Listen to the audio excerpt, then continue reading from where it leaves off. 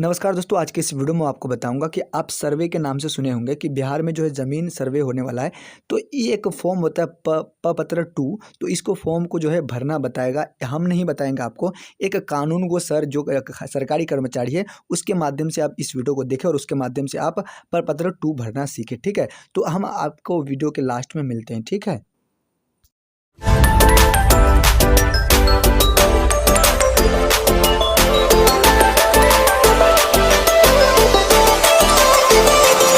तीन पेज का आप लोगों को अभी फॉर्म उपलब्ध करवाया जाएगा। आपके गांव में जेरोक्स की दुकान होगी, वहां पे हम उपलब्ध करवा देंगे। सभी लोग उसका एक एक फोटोकॉपी ले लीजिएगा। वो 3 पेज के फॉर्म को आप लोगों को फिल करना है, अपने जमीन का सारा ब्यौरा उसमें डालना है और डालने के बाद जो भी आपके पास उस जमीन का प्रूफ होगा, जो प्रमाण होगा, उसकी फोटोकॉपी उसमें लगाइएगा। आधार कार्ड सभी लोगों के पास होगा, आधार कार्ड की एक फोटोकॉपी लगाइएगा और उसको मेरे शिविर कार्यालय यानी कि जो सर्वे ऑफिस है वो आपको अंचल जो आपका प्रखंड है, बोखरा प्रखंड, वहां पर सर्वे ऑफिस बनी है, वहां पे लाके आप लोगों को जमा करना पड़ेगा। वो एक तरह का प्रूफ है कि आप जो जमीन धारित करते हैं या जो जमीन आपके पास है, चाहे वो खतियानी जमीन हो या आपका पर्सनल केवाला कराया हुआ जमीन हो या आपके पूर्वजों के द्वारा केवाला कराया हुआ जमीन हो, वो सारे जमीन का ब्यौरा आप जो उपलब्ध करवाएंगे और उसी के अनुसार फिर आगे की प्रक्रिया, सर्वेक्षण की प्रक्रिया चलेगी। वो 3 पेज का फॉर्म जो है वो मैं बता दे रहा हूँ आप लोगों को कि भरना कैसे है। उसमें देखिए 2 तरह का फॉर्म आता है। 3 पेज का फॉर्म है और उसमें 2 तरह का फॉर्म रहता है। एक कहलाता है फॉर्म 2, जिसको हम लोग पद 2 बोलते हैं, फॉर्म 2 प्रपत्र 2 बोलते हैं, और एक है फॉर्म 3-1 जिसको प्रपत्र 3-1 बोलते हैं। ये 2 तरह का फॉर्म आप लोगों को लेना है। उसमें प्रपत्र 2 फॉर्म जो है उसमें सबसे पहला कॉलम ऊपर में आप लोग देखिएगा कि सबसे पहला कॉलम जो होता है उसमें लिखा होगा राजेश ग्राम का नाम।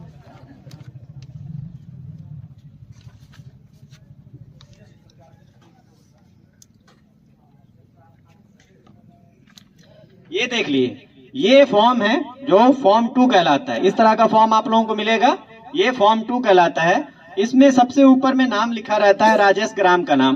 राजेश ग्राम का मतलब कि जिस राजेश ग्राम में, जिस गांव में आपकी जमीन है उस गांव का नाम लिखना है। जैसे आपका भौड़ एक राजेश ग्राम है तो भौड़ राजेश ग्राम अगर है तो यहाँ पे आपको भौड़ लिखना है। वाजिदपुर गुरहौल अगर राजेश ग्राम है तो वाजिदपुर गुरहौल लिखना है। इसी तरह जो भी आपका राजेश ग्राम है वो राजेश ग्राम का नाम यहाँ पे लिखाएगा पहला कॉलम में। ऊपर में देख लीजिए, यहाँ पे राजेश ग्राम का नाम लिखना है। उसके बाद है थाना नंबर। हर एक राजेश ग्राम का एक थाना नंबर होता है जो आप लोगों को पता ही होगा, और अगर पता नहीं है तो हमसे संपर्क कर लीजिएगा, हम बता देंगे। उस राजेश ग्राम का थाना नंबर लिखना है। तीसरा ऑप्शन है हल्का नंबर। हल्का नंबर आप लोगों को छोड़ देना है, ये पहले यूज होता था जब जमाबंदी वगैरह में इसका इस्तेमाल होता था। इस बार हल्का नंबर का कोई मतलब नहीं है तो ये आप लोग छोड़ दीजिएगा। चौथा कॉलम है पुलिस थाना। आपका थाना कहाँ है, जो पुलिस थाना होता है वो थाना कहाँ है, वो बोखरा है आप लोगों का, बोखरा लिख दीजिएगा। अंचल बोखरा है तो वहाँ पे भी बोखरा लिख दीजिएगा, और जिला आपका सीतामढ़ी है तो वहाँ पे सीतामढ़ी लिख दीजिएगा। उसके नीचे कॉलम बना हुआ है, टोटल 11 कॉलम है, और उस कॉलम में पहला कॉलम जो है वो है रैयत का नाम, सह हिस्सेदार का नाम एवं पिता का नाम। रैयत बोलते हैं हम उस आदमी को जो किसान उस जमीन को जोत रहा हो, जो जमीन वो जोतता है उस आदमी को हम लोग सर्वे के लैंग्वेज में रैयत बोलते हैं। तो रैयत का नाम का मतलब ये हुआ कि जो वर्तमान में, जो हाल में उस जमीन को जोत रहा है, आबाद कर रहा है, उस आदमी का नाम वहां पे लिखाएगा। इसमें 2 केस बनता है। पहला ये केस कि किसी एक आदमी की वो जमीन होगी, किसी एक आदमी की जमीन होगी तो वहां पे एक आदमी का नाम लिखाएगा। लेकिन अगर वही जमीन खतियानी जमीन है आप लोगों की, या आपके पूर्वजों के नाम पे जमीन है और उसका अभी तक बंटवारा नहीं किया गया है, तो सारे भाई के द्वारा मिलके उसको जोतकोड़ किया जा रहा है, तो जितने भाई के द्वारा जोतकोड़ किया जाएगा वो सारे भाई का नाम यहाँ पे दर्ज होगा। अगर एक आदमी जोत रहा है तो एक आदमी का नाम, और अगर 2-4 भाई मिलके उसको जोतकोड़ रहे हैं तो 2-4 भाई सबका नाम दर्ज होगा, और उसके नीचे आपके पिताजी का नाम दर्ज होगा। पहला कॉलम ये है कि रैयत का नाम, सह हिस्सेदार का नाम और उनके पिता का नाम। तो एक आदमी अगर उसको जोत आबाद कर रहा है तो एक आदमी का नाम लिखिए, अगर अलग से हिस्सेदारी आपको मिली हुई है तो एक आदमी का नाम लिखिए, और अगर 4 भाई, 3 भाई, 5 भाई जो भी हैं, वो सारे मिलके उसको जोताबाद कर रहे हैं, तो सारे भाइयों का नाम वहां पे दर्ज होगा और सबसे नीचे आपके पिताजी का नाम दर्ज होगा। दूसरा कॉलम जो है वो है अस्थाई पता। अस्थाई पता का मतलब होता है कि जहां आप घर बनाकर रह रहे हो, जहां पे आप हमेशा के लिए रहते हो। ऐसा भी केस बनता है कि आपकी जमीन हो सकता है 2 से 3 गांव में हो, एक गांव में भी है, दूसरे गांव में भी है, तीसरे गांव में भी है, लेकिन आपका जो अस्थाई पता होगा, जो घर होगा, वो हमेशा एक जगह पर होगा। तो अस्थाई पता आप सेम लिखिएगा, लेकिन अगर आपकी जमीन 2 गांव में है तो आपको इस तरह का 2 फॉर्म भरना पड़ेगा। हर गांव के लिए अलग अलग फॉर्म आता है, ठीक है। जैसे बाजितपुर गुरौल है तो गुरौल के लिए अलग फॉर्म भरिएगा, भौर है तो भौर के लिए अलग फॉर्म भरिएगा। तीसरा कॉलम है खाता नंबर। खाता नंबर, हर एक जमीन का एक खाता नंबर होता है जो आपके पेपर पे लिखा रहेगा, वहां से देख के यहाँ पे खाता नंबर लिखिएगा। चौथा कॉलम है खेसरा नंबर। खेसरा नंबर का मतलब खेत का नंबर, ये भी आपके पेपर पे दिया हुआ रहेगा और उसको भी देख के आप लोग यहाँ पे दर्ज कर सकते हैं। पांचवा कॉलम है रकबा। रकबा आपको एकड़ और डिसमिल में डालना है। रकबा का मतलब होता है एरिया, कितना जमीन है आपके पास कुल, वो चीज यहाँ पे लिखना है।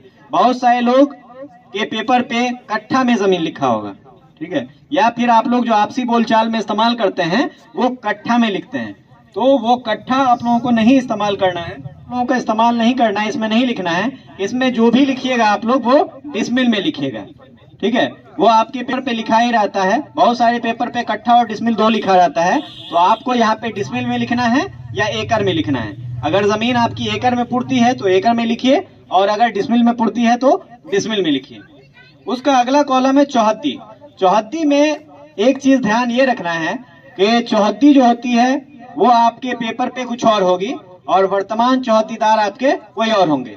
जैसे आप आज से 10 साल पहले केवाला लेते हैं और 10 साल पहले वाले केवाला पे जो चौहद्दीदार का नाम है वो चौहद्दीदार हो सकता है वर्तमान में बदल गया होगा। जो आपके बगल में जिनकी जमीन थी वो भी उस जमीन को खरीद बिक्री कर लिए किसी और के हाथ, तो वो चौहद्दीदार आपके बदल गए होंगे। तो जो पेपर पे चौहद्दीदार हैं उनके नाम से उनका नाम यहाँ पे दर्ज नहीं होगा, बल्कि आपके जो वर्तमान चौहद्दीदार हैं, अभी आप अपने खेत पे चले जाइए और खेत के चारों तरफ देख लीजिए, उत्तर, पूरब, दक्षिण और पश्चिम, ये चारों तरफ आप देख लीजिए कि किसकी जमीन है। तो जो वर्तमान में उसको जोत आबाद कर रहा है, जिसके दखल कब्जे में वो वर्तमान में है, उस आदमी का नाम, उस किसान का नाम यहाँ पे चौहद्दी में दर्ज करना है। वर्तमान स्थिति के हिसाब से चौहद्दी यहाँ पे दर्ज होगी। 7वां कॉलम है किस्म जमीन। किस्म जमीन का मतलब हो गया कि जमीन का उपयोग किस तरह किया जा रहा है। जिस तरह से भी आप जमीन का उपयोग कर रहे हैं वो किस्म जमीन हो जाएगी। जैसे अगर किसी जमीन पे घर बना के रह रहे हैं तो घरारी की जमीन कहलाती है। तो अगर घर वाली जमीन है तो किस्म जमीन में घरारी लिखाएगा। खेती करते हैं किसी जमीन में, कोई फसल उपजाते हैं तो वो कृषि वाली जमीन कहलाती है, जिसको कृषित बोलते हैं। तो अगर किसी जमीन पे आप लोग खेती कर रहे हैं तो वहां पे लिख दीजिए कृषित जमीन, ठीक है। वैसे ही बहुत सारे लोग होंगे जो अपने जमीन में तालाब वगैरह खुदवाए होंगे मछली पालन करने के लिए, ठीक है। तो अगर पोखर वगैरह बनाए हुए, तालाब बनाए हुए हैं तो वहां पे तालाब या पोखर लिख दीजिए। बहुत सारे लोग होंगे जो अपनी जमीन पे आम का बागान, लीची का बागान, इस तरह का गाछी वगैरह लगाए होंगे, ठीक है। तो अगर इस तरह का कोई गाछी है तो वहां पे गाछी या बागीचा लिख सकते हैं। तो ये उपयोग किस तरह से आप जमीन कर रहे हैं वो उपयोग के हिसाब से यहाँ पे किस्म जमीन दर्ज करना है। तो जैसा आपके पास जमीन है, जिस जमीन का उपयोग जिस तरह से हो रहा है वैसा आप किस्म जमीन में दर्ज करेंगे। 8वां कॉलम है लगान। लगान का मतलब हुआ कि जो आप सरकार को टैक्स पे करते हैं अपनी जमीन का, जो लगान देते हैं सरकार को, वो लगान कितना आपका लगता है सालाना, वो लगान यहाँ पे दर्ज करना है।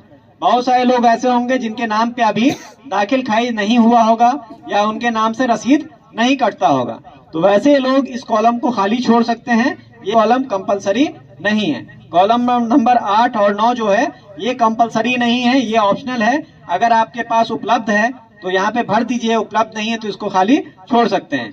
8 में आपका लगान है और 9 में है जमाबंदी संख्या। जमाबंदी संख्या भी तभी आएगी जब आपका दाखिल खारिज आपके नाम से होगा।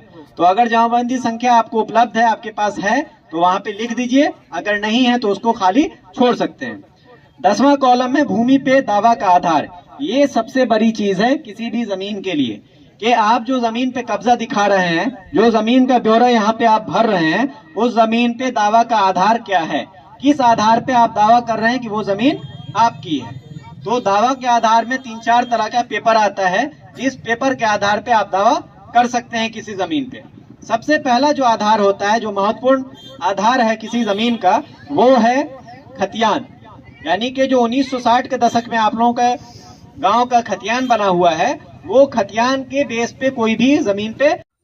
जी हाँ दोस्तों, आपको ने एक यानी कि कानून गोंड सर ने जो समझाया आपको कि ये कौन सा ज़मीन है, खतियानी ज़मीन है, केवाला ज़मीन है, या कोई दान में आपको ज़मीन दिया है, कैसे ज़मीन दिया है, तो आपको जो है 10वां कॉलम में इस तरह का भरना है। अगर आपका खतियानी ज़मीन है तो उसको वहाँ भरना है, अगर केवाला वाला ज़मीन है तो केवाला वाला भरना है आपको। और अगर आपका ज़मीन यानी कि ज़मीन का किस्म पूछा गया है कि आपको अगर कोई दान में ज़मीन मिला है तो इस ज़मीन का यानी कि भर देंगे। और दूसरा यानी कि 11वां कॉलम में अगर कोई केस चल रहा है इस यानी कि ज़मीन में, तो वो 11 नंबरवां कॉलम में यानी कि क्या करेंगे, यानी कि आप क्या करेंगे, भर देंगे। ठीक है? तो आपने यानी कि आई होप कि भरना सीख गए होंगे, क्या भरना सीख गए होंगे, प्रपत्र 2 भरना सीख गए होंगे। और उसके 11 नंबर कॉलम में इसलिए लिया जाता है कि अगर केस चल रहा है तो वो खतियान में केस वाला भी चढ़ जाएगा और केस नंबर भी आप उसमें दे दीजिएगा, तो आपका पता चल जाएगा इस ज़मीन में केस था। तो यही था वीडियो। वीडियो कैसा लगा? वीडियो अच्छी लगी तो वीडियो को लाइक करके चैनल को सब्सक्राइब जरूर कीजिएगा।